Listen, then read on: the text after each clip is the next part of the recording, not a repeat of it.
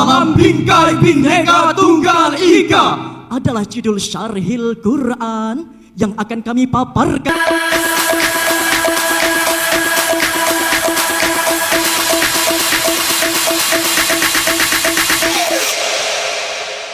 Assalamualaikum warahmatullahi wabarakatuh. Alhamdulillahi rabbil alamin.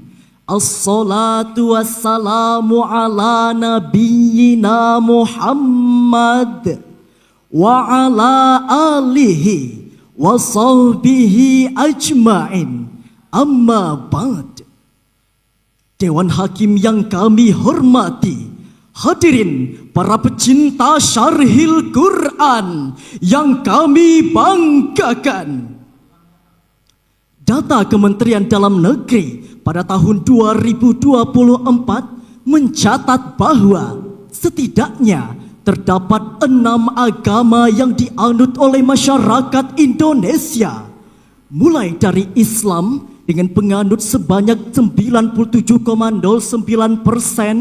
Protestan 7,38%, Katolik 3,07%, Hindu 1,67%, Buddha 1,07%, dan Konghucu sebanyak 0,03%.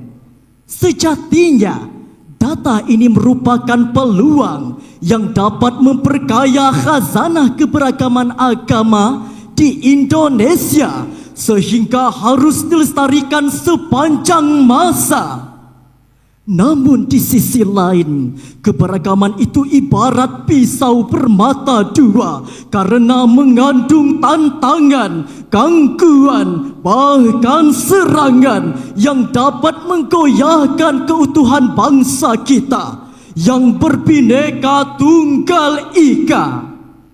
Oleh sebab itu hadirin, kita perlu waspada agar aliran tenang kerukunan umat beragama tidak berubah menjadi amukan badai, gelombang besar, bahkan tsunami yang dapat memporak-porandakan kerukunan umat beragama di Indonesia.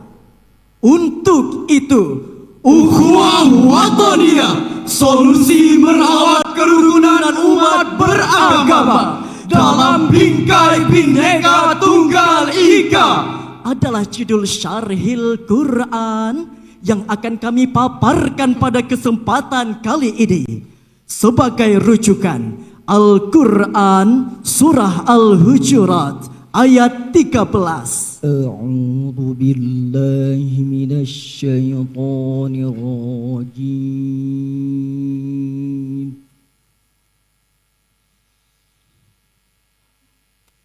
Bismillahirrahmanirrahim.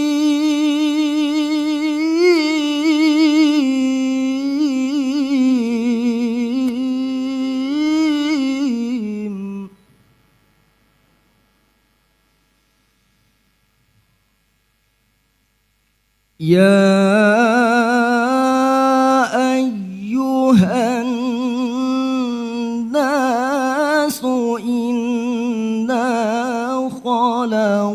خلقناكم من ذكر وأنثى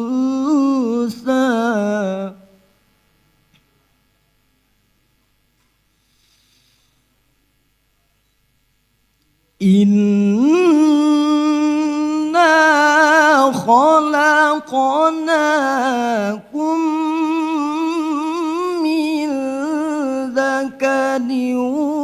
وأنثى وجعلناكم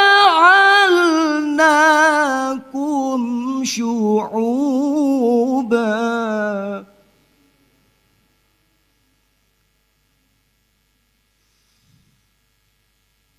وجعلناكم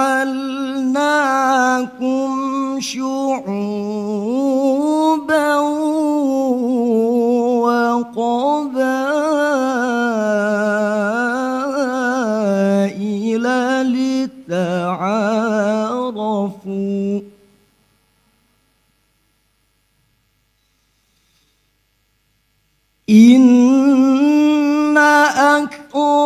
أكرمكم عند الله أتقاكم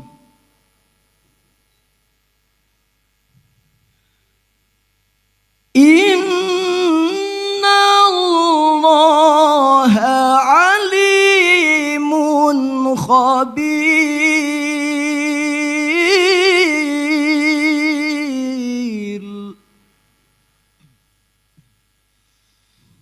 إن الله عليم خبير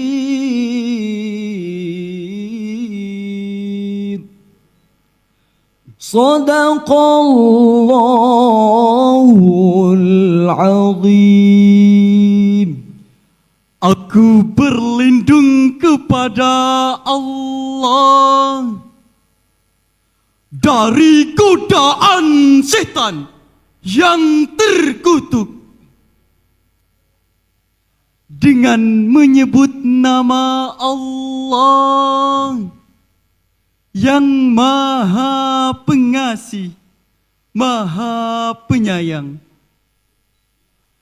Wahai manusia, sesungguhnya kami telah menciptakan kamu dari seorang laki-laki dan seorang perempuan. Kemudian menjadikanmu bersuku-suku dan berbangsa-bangsa agar kamu saling mengenal. Sesungguhnya yang paling mulia di antara kamu di sisi Allah adalah yang paling bertakwa.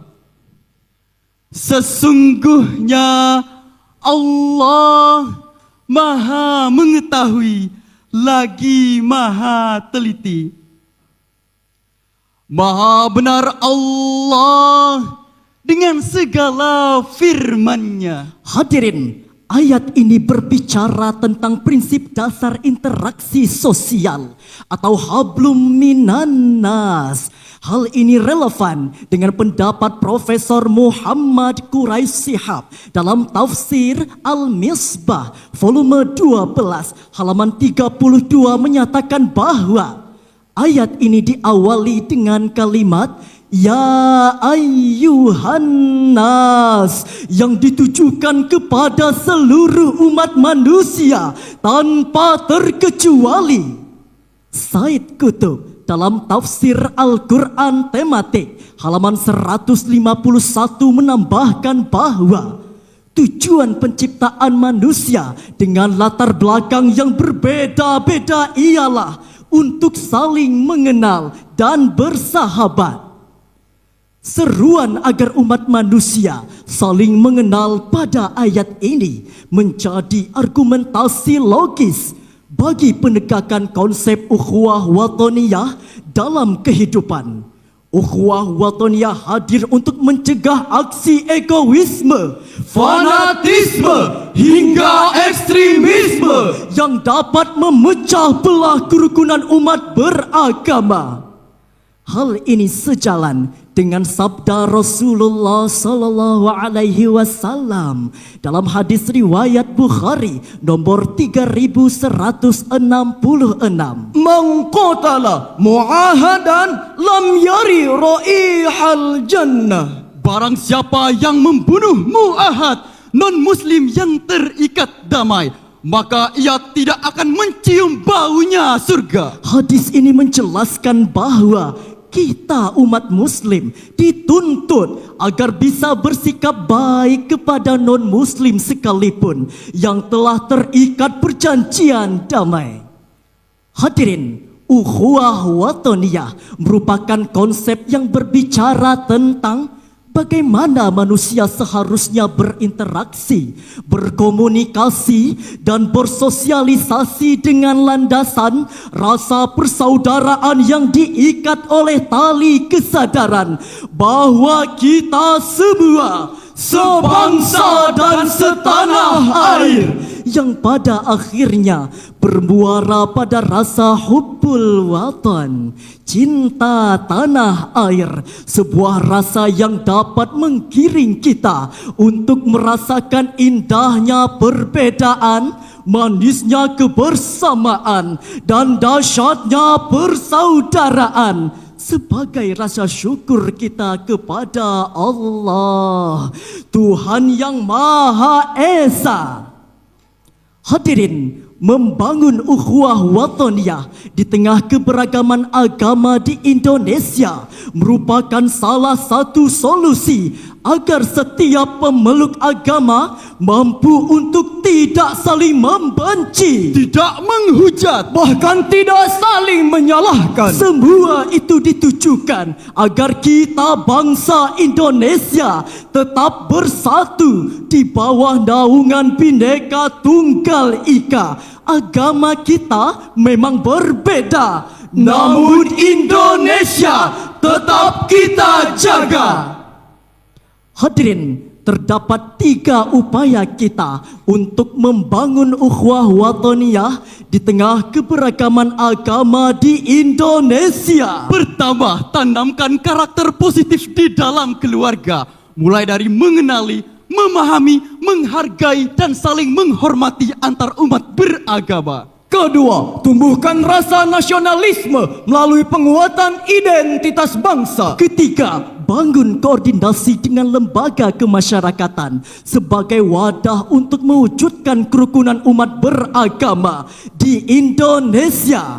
Hadirin, setiap pemeluk agama wajib memahami bahwa Aku dengan kamu memang berbeda, namun kita sama-sama Indonesia. Indonesia tanah air beta, pusaka abadi nan jaya. Indonesia sejak dulu kala selalu dipuja-puja bangsa. Di sana tempat lahir beta,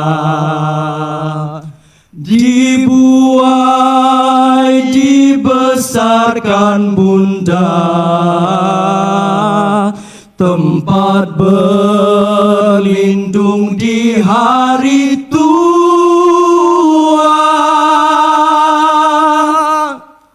sampai akhir menutup mata.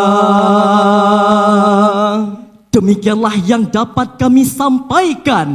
Terima kasih. Sampai jumpa. Assalamualaikum warahmatullahi wabarakatuh.